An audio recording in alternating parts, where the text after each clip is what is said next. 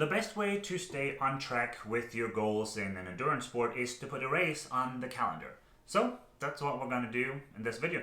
We're going to plan out 2024 race season.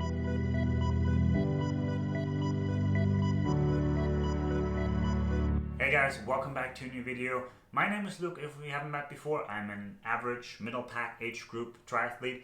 And on this YouTube channel, I'm documenting my journey into endurance sports and all the things that I learn and all the mistakes that I make along the way. As in the second half of 2023 and 2024, I am going to be using the Mottiv app in order to create my training plan and in order to keep me on track for all the races that I do. I will be making a final review of the Mottiv app, but I already have 2 reviews on the channel, so if you're interested in learning more about the app and what it's all about, I will link you those down in the description below. What we have on the screen right now is the training that I'm currently on. These are the workouts that I did this morning, and if we go to training plan, we can see all the training that is coming up. Currently, I'm in the off season. You're able to set the off season yourself, so I chose this time after 70.3 Indian Wells. But now we're going to go over on the left side to races, and we're going to input all the races that are coming up. These are the 2 races that I trained with the app for, which is 70.3 Indian Wells, which was just last week, and last week's video, which is also up on my YouTube, and then also Joshua Tree Half Marathon, which again is also on my channel. The first race on the calendar is the Tour de Palm Springs, which is a bike event. I think it's a charity event, so it's not really a race, but I still want to treat it more or less like a race so that I know that I'm prepared for it. But I also want to use it to really practice my race nutrition because it is a 56-mile bike leg, which fits perfect for what I need. We'll go over here in 2024, and that will be on February 10th.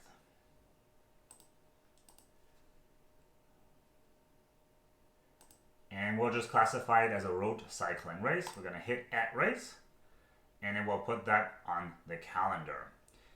And now we're just going to chug along. The next one is the Palm Desert Half, and that is a half marathon in Palm Desert, which is the day after the Tour de Palm Springs.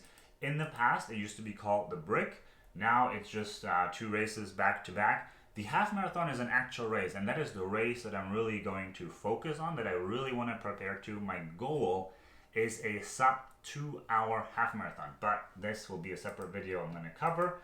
And this is a running half marathon on the 11th, the day after. Next race we have is the 70.3 Oceanside. Oceanside I've been doing the last 3 times. So I've only been in triathlon for like about 2 years, but Oceanside I've done 3 times because with COVID they had one in October and then they had the next one in April, so I was able to get that one in twice. But that is always the first weekend of April, which in next year falls on April 6th. So now here's the thing. It's a big summer gap that I usually have, and I'm not quite sure if I'm going to put anything there or if I'm just going to leave it. But there's one other thing, well, 2 other races that I want to do. There is the Alpha Win Sprint Triathlon. Last year I did the Olympic distance one, and it was a lot of fun. So this year I do want to try next year I want to try the sprint distance and really go all out. I want to see what that feels. That is on October 5th, and that is a sprint triathlon. So technically I have between Oceanside at the beginning of April to the beginning of October, I have an off season or about 6 months in between where I usually do a lot of traveling. It's the summer here, it's like 120 degrees, so you can't really train a lot outside. And then I also travel home during that time a lot as well. And then we put the last race of the season on there, and that is 70.3 Indian Wells for the 3rd time in a row next year. And that is simply because I want to redeem myself from the way this went this year. So we also are going to add that on. And now we also see that it changed to the current training focus from off-season to Tour de Palm Springs. So now that all the races are entered in, let's take a look at the schedule, at the training plan that the app is now changing based on the races that I put in. The races that I put in is a bike as well as a run. I could probably kick the bike out and it will give me more run focused, which I'm debating because I don't really want. I'm debating if I should kick the bike out so that it doesn't focus on a bike specific. And I'm gonna go back and I'm gonna kick this one out. Tour de Palm Springs. Delete it. I don't want it. I think that will screw too much with it. My focus here is really the half marathon. I don't care about the Tour de Palm Springs, but I will still do it because it's a fun thing to do, and I'll go very light.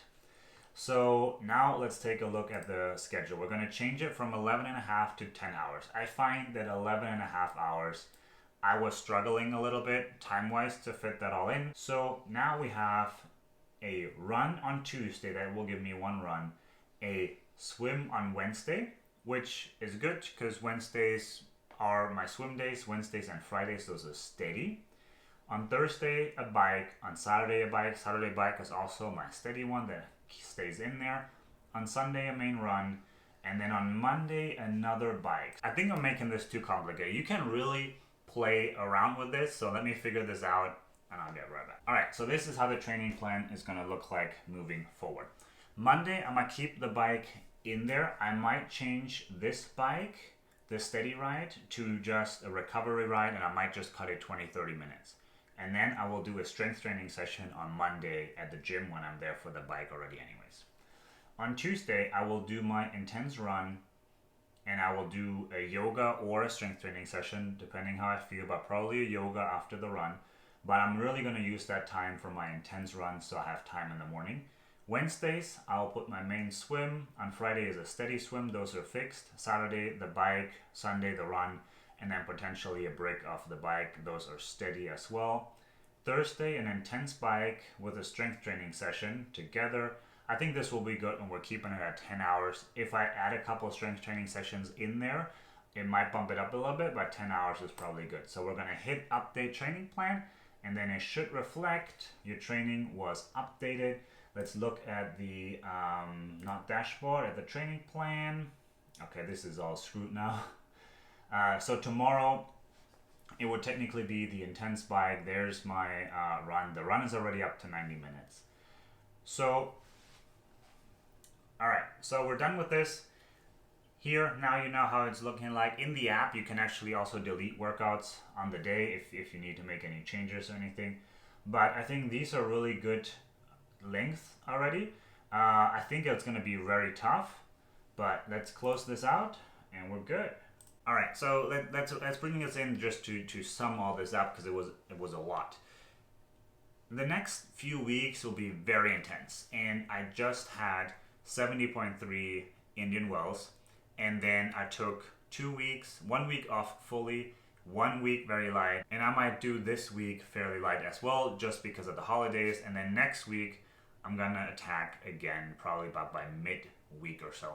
And from there on, we'll see how it goes. But that is really it. This is how you enter races in the Mottiv app. It is very, very convenient. And I will be using that training method for probably the full year and see how a whole year with Mottiv will go and how my training will change and how my results will change with that as well. It's a fairly packed schedule, but I think I still have some room to put some races in there. But that's really it. I hope you guys enjoyed it. This is what it's going to look like, and now they're going to be weekly episodes moving forward for half marathon prep, for the Ironman prep, etc. So I'll try and document as much of that as possible. So if you want to stick around for that, make sure you hit the subscribe button down below, hit the like button for the YouTube algorithm, and I'll catch you in the next one.